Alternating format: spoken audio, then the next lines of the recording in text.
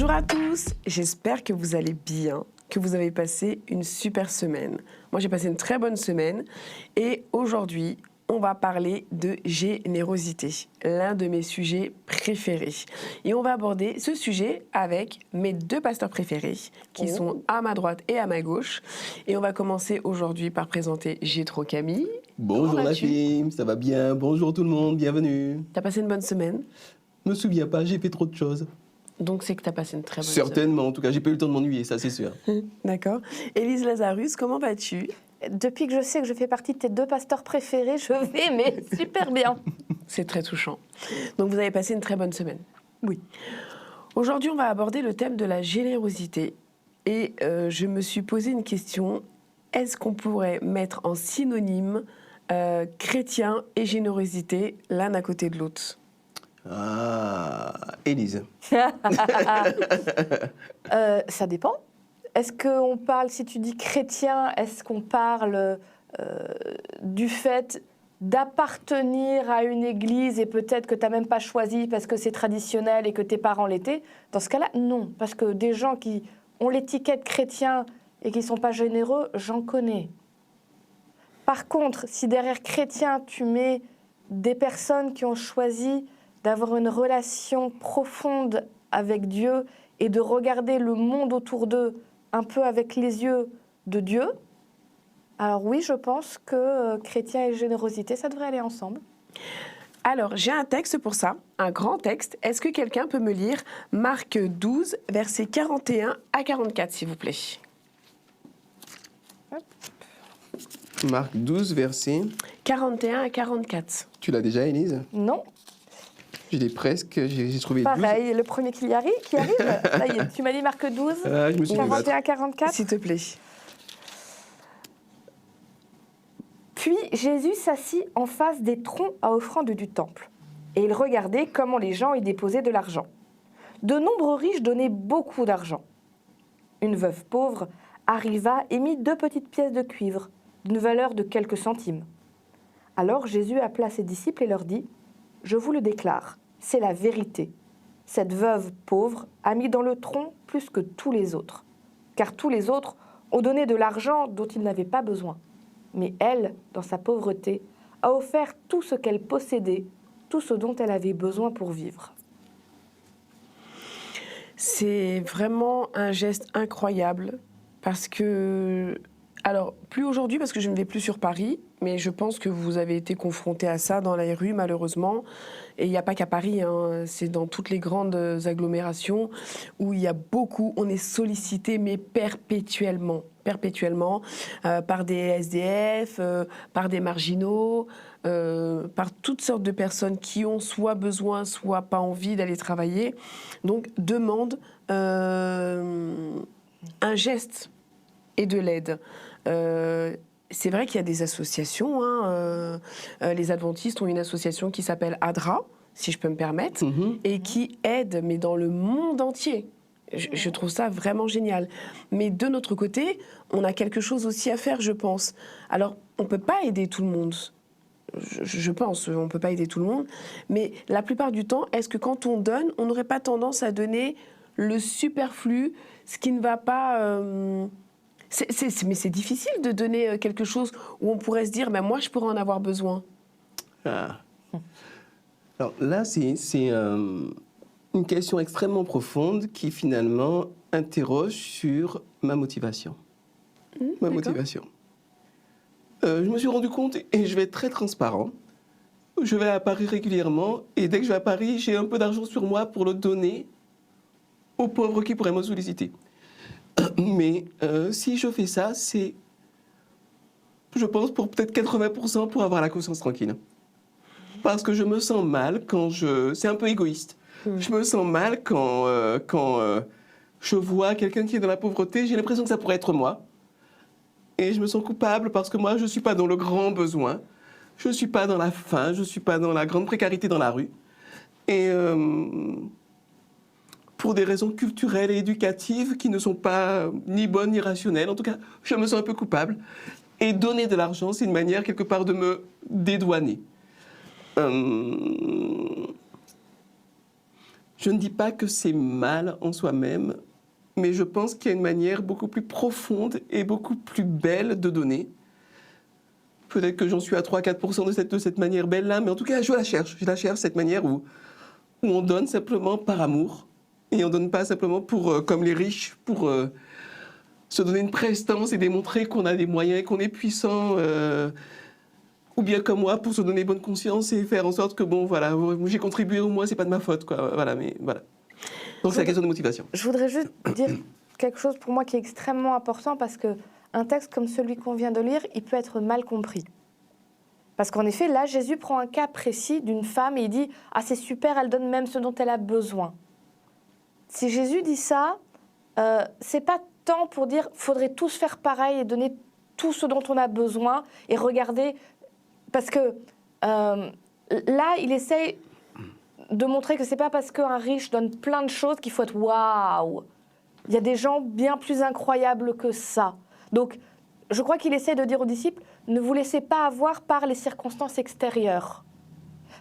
Et surtout, il y a d'autres textes dans la Bible, entre autres, Paul, à un moment, il écrit pour dire, quand vous vous montrez généreux, faites attention à ne pas donner au point de vous-même vous retrouver dans la misère.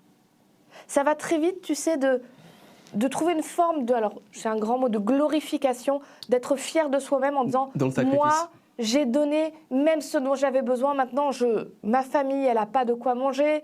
Moi, je suis dans des circonstances terribles. Mais oui, j'ai donné. J'ai des problèmes. Je devrais aller voir quelqu'un pour me faire soigner, pour me faire accompagner. Mais non, moi, je ne m'occupe pas de moi. Je me concentre sur les autres. C'est pas ce que Dieu te demande. Il ne te demande pas de devenir une victime pour le monde. C'est pas à toi de donner ta vie pour le monde. C'est lui qui l'a fait. Il s'en est occupé.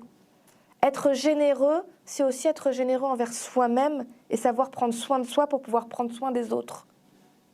Tu vois ce que je veux dire ? Ça ne veut pas dire d'être égoïste et de donner que le superflu. Parce que je pense que des fois, on se fait des fausses idées sur ce qui nous est nécessaire et ce qui nous est superflu. Il y a beaucoup de choses, en réalité c'est du superflu dans nos vies, mais on veut le garder pour se protéger. Bien sûr. Et ça, Dieu te dit, va plus loin que ça. Mais il ne te dit pas de te mettre dans des circonstances où tu vas te mettre en danger. C'est pas pour rien qu'il dit, faut aimer les autres autant que soi-même. Faut s'aimer aussi, faut prendre soin de soi aussi, sinon on n'est pas efficace pour aider les autres. Et on va tomber dans un piège. Les psychologues disent que on peut facilement rentrer dans ce qu'on appelle des jeux psychologiques. C'est-à-dire, si on n'est pas bien, on ne se sent pas en sécurité, on va prendre une posture extérieure pour avoir ou des compliments ou au contraire pour se faire plaindre, pour se sentir mieux. Donc on peut être bourreau, et il y a des gens qui deviennent affreux avec les autres et qui leur font du mal parce qu'eux-mêmes se sentent mal. On peut devenir victime, c'est-à-dire qu'on se place en « le monde est affreux avec moi, tout le monde est méchant », etc. Mais on peut aussi se placer en sauveur, et dans ce cas-là, on devient aussi extrêmement dangereux parce que les gens qu'on va aider, on veut quelque chose en retour. Ne serait-ce que leur reconnaissance. On les fait se sentir inférieurs à nous. C'est pas ça, être généreux. Donc prendre soin de soi pour être en état de donner, comme Jétro disait, pas pour se sentir mieux, mais vraiment parce qu'on aime les autres et parce qu'on veut le faire sans arrière-pensée. Et je finis là-dessus. Il y a quelque chose que je trouve extrêmement inquiétant en ce moment. Sur les réseaux sociaux, je vois énormément de gens qui se filment en train de donner à manger dehors, ou pire, en train de dire « Oui, tu vas voir un SDF, oui, est-ce que tu peux me donner 5 €? » Et si le SDF te donne 5 €, tu lui dis « Ah bah du coup, je te donne 1 000 € parce que tu as été généreux. » À quel point tu humilies quelqu'un en le filmant sans lui demander son avis? Il a besoin de manger, il a besoin de cet argent, il n'a pas le choix, il ne peut pas te dire « Non, je ne veux pas. » Si tu veux donner à quelqu'un, que ta main droite ne connaisse pas ce que fait ta main gauche. Ça veut dire, ne le fais pas pour que tout le monde te regarde, pour que tout le monde dise « Oh, qu'est-ce qu'il est bien !» Fais-le en secret et n'humilie pas les gens. Si tu es généreux, tu veux qu'ils se sentent dignes. Et si tu n'as pas d'argent à donner, donne-leur au moins leur dignité en leur parlant, en leur souriant, en les accompagnant, ce sera déjà énorme. Bien plus que la pièce de 2 € que tu leur mettrais en te filmant. J'ai un ami qui travaillait dans l'humanitaire et qui me disait qu'une petite partie, une très très petite partie des gens qui travaillent dans l'humanitaire le faisaient effectivement pour sentiment de puissance. Et donc ces gens-là vont en Afghanistan, ils vont en Afrique, ils vont dans des endroits dangereux, ils sont dans des conditions qui sont difficiles. C'est une toute petite minorité, mais ça existe. Et c'est quand même, enfin, c'est pas rare, quoi. Et ces personnes-là, parfois, reconnaissent elles-mêmes et finissent par dire que il y a tellement de reconnaissance et d'adoration dans le regard de la mère qui voyait son enfant mourir et que tu viens de sauver. Ou dans le regard de l'enfant qui avait faim, qui découvre ce que c'est que du lait, par exemple. Hein. Que tu te sens un petit peu comme un Dieu qui amène quelque chose. Je ne fais que répéter ce que disait Élise. Mais pour montrer que même en travaillant dans l'humanitaire, la générosité pourrait être corrompue et pourrait être autre chose que de la générosité. Et c'est pas grave. L'essentiel, c'est de pouvoir s'interroger sur ses motivations, sur ses mobiles et s'aligner avec ses vraies valeurs, plutôt que de se laisser manipuler par des complexes d'infériorité ou de supériorité et puis rentrer dans des jeux psychologiques, quoi. Alors, souvent, j'associerais peut-être générosité avec désintéressement, peut-être. J'ai vécu, alors Collonges, je pense qu'à vous deux, ça vous parle forcément. Ah, on étudie la théologie. Mais Voilà. c'est beau. Voilà. J'ai été à Collonges il y a quelques années, hein, je venais de me marier, et j'ai vécu, je le raconte brièvement, l'une des expériences les plus belles de ma vie, je pense. On a été comme ça, on devait traverser, ça devait durer 2 heures. Et finalement, il y a eu des aléas. Quand on est allé à Collonges, la personne qui nous a fait visiter est tombée en panne. Et du coup, on est resté bloqué et on a dû dormir chez cette personne. Pour ceux qui me connaissent, qui regardent l'émission, et ceux qui ne me connaissent pas, j'ai un petit côté bourgeois où je ne dors pas chez les gens. J'aime le confort. C'est l'un de mes plus gros défauts. C'est pas un défaut d'aimer le confort. Oui, mais j'aime mon confort, moi c'est aussi. vrai. Moi, j'aime vraiment ça. Et je me suis retrouvée dans une situation où j'ai dû dormir chez quelqu'un que je ne connaissais pas. Je ne fais jamais ça.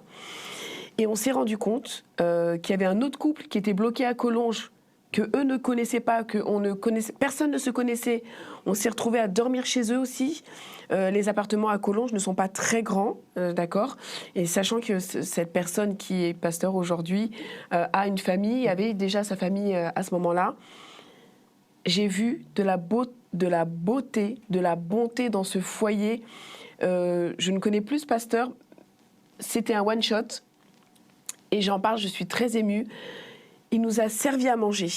On l'a vu avec mon mari, malheureusement, à ce moment-là, je suis passée dans la cuisine et il était en train de dire à son épouse, on n'a rien, mais il faut qu'on vide tous les placards. Et si on n'a pas assez dans les placards, on se débrouille, on va toquer aux portes à côté et on va donner tout ce qu'on a. Et elle lui disait, mais tu te rends compte, c'est les courses qu'on a pour tout le mois. Et lui, il a dit, c'est pas important. Ça m'a marqué. Et ils nous ont fait un festin à des personnes à qui ils ne connaissaient pas. Et mon mari m'a dit, mais tu te rends compte, t'as pas honte, toi t'étais là en train de dire, oh moi je veux pas dormir par terre, et patati patata, c'est pas mon truc et tout. Et moi j'ai dit, voilà, c'était... Et on a dormi là-bas, et ça a été vraiment, vraiment une expérience que j'ai renouvelée. Du coup, à partir d'aujourd'hui, à partir de ce jour-là, moi j'ai dit, j'inviterai des gens chez moi que je ne connais pas. Et j'ai fait l'expérience. Et c'était tellement désintéressé, tellement... Qui a dit tout à l'heure, il y a plus de plaisir à recevoir, à donner, veuillez m'excuser, qu'à recevoir. L'apôtre Paul. L'apôtre Paul. Eh ben, je l'ai vécu. Et ce qu'ils ont fait, j'ai connu. Alors, pas dans l'excès à dire je n'ai pas ou autre, mais recevoir des jeunes d'autres églises chez moi que je ne connaissais pas. Ils étaient à 10 dans mon salon à dormir. J'ai laissé mon confort de côté. Et vraiment, ce que ce pasteur a fait, si un jour il regarde cette émission, je crois qu'il s'appelait Patrice ou Patrick, merci. Parce que ça a contribué à m'aider à être la personne que je suis aujourd'hui. Et on ne le dit pas assez. Et vraiment, générosité sur toute sa splendeur. Donc, est-ce que c'est ça, être généreux, faire en sorte que la personne ne sache pas, que tu lui donnes tout ce qu'elle a sans le savoir aussi, sans le montrer.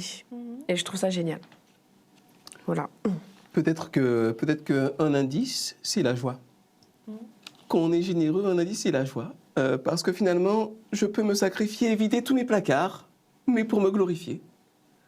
Vous voyez, je dis pas que ce pasteur l'a fait. Moi, j'ai trop qu'à par contre, je pourrais le faire. En disant, vous voyez à quel point je me suis sacrifié pour vous.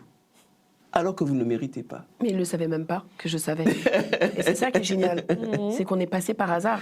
J'ai trouvé ça génial. Mais en tout cas, la différence quand on est vraiment généreux, c'est que, comme tu le dis, quand on le fait, ben, on a de la joie. Et on n'a pas besoin que l'autre sache, on n'a pas besoin de se faire mousser, comme Élise le disait très bien.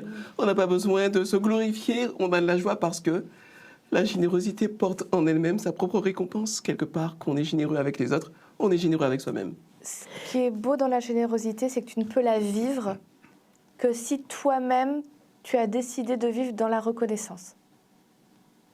Tu es généreux quand tu te considères chanceux dans la vie.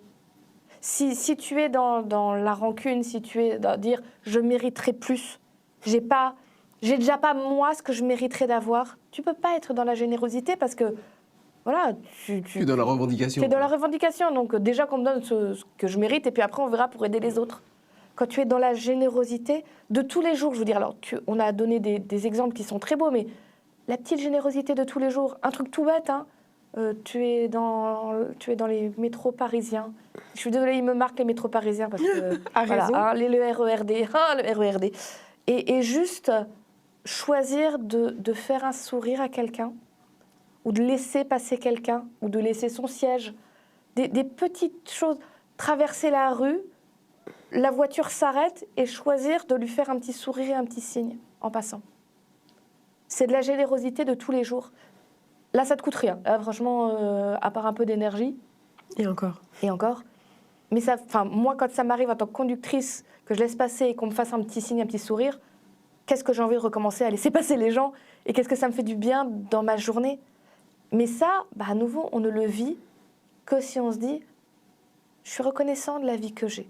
Je suis reconnaissant de ce que je peux avoir, de ce que je peux expérimenter. J'ai choisi d'être reconnaissant, que ce soit facile ou pas dans ma vie à ce moment-là. » Et dans ce cas-là, oui, on peut commencer à être généreux. C'est pas pour rien que c'est pas toujours les plus riches qui sont les plus généreux. Hein. Ah bah bien sûr, bien sûr. Je l'avais expérimenté il y a quelques années. J'avais participé avec la GIA, c'est-à-dire avec les jeunes qui sont présents dans l'église adventiste et qui font des activités un peu de scoutisme. On était allé avec la banque alimentaire pour recueillir les denrées. Justement, c'était à Collonges, donc près de la Suisse. Un endroit où les gens ne manquent pas d'argent. Donc on est à l'entrée des magasins et on voit les gens qui passent. Ils nous voient, on a donc les petits manteaux rouges. Et on voit passer des dames en vison qui font des grands détours pour nous éviter de raser les murs, pour pas avoir à nous voir, à nous saluer. Et au contraire, on voyait des gens qui arrivaient presque en s'excusant, en disant « oui, désolé, j'ai seulement une petite boîte de petits pois que j'ai pu vous ramener, je peux pas plus, c'est pas grand-chose. » Si, c'est énorme. Et vraiment, on voyait... Il y a aussi des gens qui avaient beaucoup de moyens et qui ont donné beaucoup. Hein. Je ne suis pas en train de dire que tous les riches sont affreux et tous les pauvres sont gentils. C'est pas aussi simple que ça. Ça se saurait. Il y a de tout partout. Mais ce que je veux dire, c'est vraiment cet état d'esprit qui change tout et qui rend la vie plus belle quand même. Magnifique. Mais du coup, est-ce qu'on peut acter ça par le acte 5, versets 1 et 2, s'il vous plaît? Ah, il est intéressant. Anania et Saphira. Tu veux que je lise? Vas-y, s'il te plaît.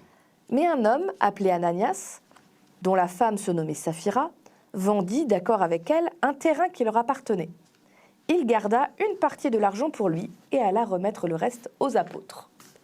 Alors, je vais te raconter la suite de cette histoire. On a lu que les deux Peut-être le premiers contexte versets. aussi un petit peu. Oh, c'est le début de l'Église. Et donc, ils sont tous tout feu, tout flamme. Ils sont wouhou. Et du coup, il y a plein de gens qui disent, pour aider l'Église, moi j'ai un champ, moi j'ai un terrain, et donc je vais le vendre et je vais amener l'argent pour donner à l'Église pour que les apôtres, Paul, tout ça, ils puissent faire la mission d'aller dans le monde entier pour parler de Jésus. Donc, tout le monde fait ça, mais il n'y a pas d'idée de se faire mousser. C'est vraiment des gens qui le font oui, puis se partagent un petit peu naturellement. Et voilà, en difficulté, on choisit, on met les choses en commun pour que ceux qui sont très pauvres et qui viennent puissent avoir de quoi manger, les veuves, les orphelins, etc. Puis il y a ce monsieur Ananias avec sa femme Saphira qui voit tout le monde faire ça et qui se disent, bon, quand même, pour paraître bien, il faut qu'on le fasse aussi. Sauf que quand ils vendent le terrain, ils disent, ah, ça fait cher quand même, hein. Ah, ça fait des sous. Bon, tu sais quoi, discretos, on garde une partie de la somme pour nous, on donne le reste, mais on dit bien fort et devant tout le monde, regardez, on a vendu un terrain, on vous donne tous les sous. Disons que ça ne va pas très bien finir pour eux, parce que ils vont mourir. C'est-à-dire qu'Ananias, il va arriver devant les apôtres, il va dire hey, « je vous donne de l'argent ». Ils vont lui dire « Dieu sait que tu mens » et il va tomber raide mort. Sa femme va arriver derrière, même mensonge, et elle va mourir aussi. Alors, c'est très dur comme texte, c'est assez terrible. Je ne pense pas que Dieu fasse ça régulièrement, de foudroyer les gens. Sinon, on serait déjà à moitié tous morts, je pense. Mais il est intéressant parce qu'il te montre ce principe de dire on ne se moque pas de Dieu. Il n'en a rien à faire des faux semblants, Dieu. Si tu veux donner, donne. Et je suis sûre, c'est même pas le fait qu'ils n'aient pas tout donné. Hein. Ils auraient juste dit, voilà, il y a une partie où on a amené de l'argent. Ça posait pas de problème, c'était très bien. C'est ce que Pierre lui dit. Hein. Pierre lui dit, tu aurais très bien pu garder tes sous, tu aurais très bien pu garder ton champ et faire ce que tu voulais. Tu étais libre. C'est ça, personne t'a obligé à le faire. Mais n'essaye pas de profiter de Dieu ou de la religion pour te faire mousser en douce. Enfin, c'est pas le but, tu passes à côté complètement des choses. Et en plus, tu fais honte à Dieu. Et c'est quelque chose... Alors, il y a plein d'autres fois dans l'histoire de l'humanité où les gens ont fait ça, et des églises ont fait ça, et Dieu est resté silencieux. Mais quand même savoir que Dieu est là, qu'il te regarde, et que tu le trompes pas comme ça, c'est important de se dire, fais ou ne fais pas. Mais si tu le fais, fais-le. Je t'interromps, mais c'est même pas histoire de tromper Dieu comme ça. C'est on ne trompe pas Dieu tout court, en fait. C'est... Et puis, il y a une phrase que tout le monde aime dire, c'est on peut berner les hommes, mais on ne berne pas Dieu. Je veux même que ce soit clair. Il y a des hommes qui ne sont pas bernés et on est aussi assez intelligent pour ne pas montrer à la personne qui est en face de nous. On sait, mais c'est tellement intelligent de faire comme si on ne savait pas, parce que ça sert à rien. En fait, souvent, les gens se bernent eux-mêmes. Et du coup, là où je te rejoins, Jétro, c'est que si tu as envie de donner, tu donnes. Et si tu n'as pas envie de donner, il n'y a aucune obligation. Et c'est tellement mieux de donner avec le cœur. Et c'est pas je vais donner et je vais avoir quelque chose en retour. C'est pas ça du tout. Mais je peux vous promettre, vraiment, pour avoir expérimenté, et ça m'est arrivé 3 fois, la somme offerte à quelqu'un qui était dans la difficulté, je l'ai eue peut-être 2 mois après ou 3 mois après, une prime inattendue ou quelque chose comme ça. La somme, je l'ai vécue une fois même, exacte, au centime près. Donc, il y a tellement de bonheur à donner juste à voir le sourire d'une personne en face de nous à qui Jétro. Je suis sûre que si j'étais venue t'apporter une galette des rois au moment de l'épiphanie, tu aurais apprécié. Si seulement j'aurais fait un sourire grand jusqu'aux oreilles. C'est vrai. Donc, l'année prochaine, Dieu voulant, je t'apporterai une galette des rois. Et peut-être que cela te fera plaisir. Mais en fait, juste la joie de partager quelque chose avec ses frères et sœurs ou avec des gens qu'on ne connaît pas, ça fait tellement de bien intérieurement. Il n'y a pas besoin de s'en vanter, en fait. Et Élise, tout à l'heure, tu as dit quelque chose de très important, où tu as dit, souvent, les personnes s'en orgueillissent. Oui, voilà. C'est pas très bien, je pense. Et partager sans le crier sur les toits, c'est tellement mieux. Il y a une dimension qui est une dimension profondément spirituelle à cette problématique de l'orgueil. L'être humain, il s'est séparé de Dieu et il ne se sent pas bien. Et pour essayer de se sentir bien, il se met toutes sortes de stratégies, de ruses, etc. Et la plupart sont complètement contre-productifs. Et parmi les stratégies qu'il met en place, eh bien, le fait de se faire mousser, ou bien ce que j'appelle la religion des injonctions. Et elle est terrible. Qu'est-ce que c'est qu'une injonction? C'est un ordre. Il faut être généreux, il faut pardonner, il faut manger ceci, il ne faut pas faire cela. Et à force de il faut, moi je l'ai vécu un peu la religion des injonctions, je l'ai quittée dès que j'ai pu, j'ai fui la queue entre les jambes. C'est nul la religion des injonctions. Je ne dis pas que c'est complètement inutile, il y a des personnes ou des moments de la vie de certaines personnes où elles sont peut-être pas suffisamment structurées. Elles sont trop perdues, elles sont trop mal, il leur faut un cadre très presque dictatorial pour les tenir pendant peut-être 1 an ou 6 mois ou quelque chose, je ne sais pas. Mais en soi-même, la religion des injonctions, c'est dramatique. Parce qu'avec de bonnes choses, on te met un fardeau et on te dégoûte. On te dit, par exemple, il faut être généreux. Et t'es un gamin ou une gamine, on t'a donné 10 euros d'argent de poche, on te dit, si t'es vraiment généreux, tu vas donner 7 euros. Et on te force quelque part à la générosité. Et avec un principe qui est excellent, le principe de la générosité, on te dégoûte. De la générosité de Dieu et de l'autre qui va profiter de tes 7 euros que tu avais gagnés en lavant la voiture, je ne sais quoi. Les injonctions, c'est pas dans la pensée de Dieu. Dieu, il est dans le savoir absolu pour commencer, mais aussi dans la proposition et dans l'accompagnement de chacun là où il se trouve. Et il met à notre disposition des principes qui sont géniaux, comme la générosité. Pourquoi est-ce que c'est génial? Tout simplement parce que si moi, occidental du 21e siècle, je me considère comme un individu, je ferme ma porte, je ne connais pas mes voisins, etc. Et c'est vraiment un peu comme ça, en plus que je vis un petit peu à la parisienne, quoi, si on veut. Dieu, lui, sait très bien, on le voit très bien dans la Bible, qu'en fait, on est tous reliés d'une manière ou d'une autre, et que quand je fais du bien à chacun d'entre nous, chacune d'entre vous, je me fais du bien à moi-même. Et c'est quelque chose qui explique pourquoi la générosité, c'est en soi-même aussi bon et pourquoi il n'y a pas besoin de justification, il n'y a pas besoin d'en tirer un profit, une rétribution, une gloire ou quoi que ce soit. En soi-même, c'est une bénédiction. Merci à vous deux. Merci beaucoup parce que déjà, c'est très généreux de votre part de passer du temps avec moi pour m'éclairer, pour m'aiguiller. Et je vous invite tous à faire une expérience pendant toute cette semaine, si vous pouvez, si vous en avez envie, d'être généreux, de se faire le défi d'être généreux tous les jours, sans en parler à qui que ce soit, juste pour soi. Et pas spécialement, même pas pour la Bible, si vous avez envie pour vous d'être bon, d'être généreux au quotidien, tous les jours, et d'en voir les bienfaits que vous en avez tirés. Et je vous invite à le mettre en barre d'infos, en commentaire, et de nous dire exactement quels sont les bienfaits que vous avez retirés de ça. Gétro, je te souhaite de passer une excellente semaine. À toi aussi, Nafi, et à vous tous aussi. Profite bien. Élise, merci beaucoup, vraiment merci. Merci pour ce temps passé. Merci pour la générosité. Mais merci d'être avec nous semaine après semaine, Nafi. Mais très bonne semaine. Bonne semaine à tous.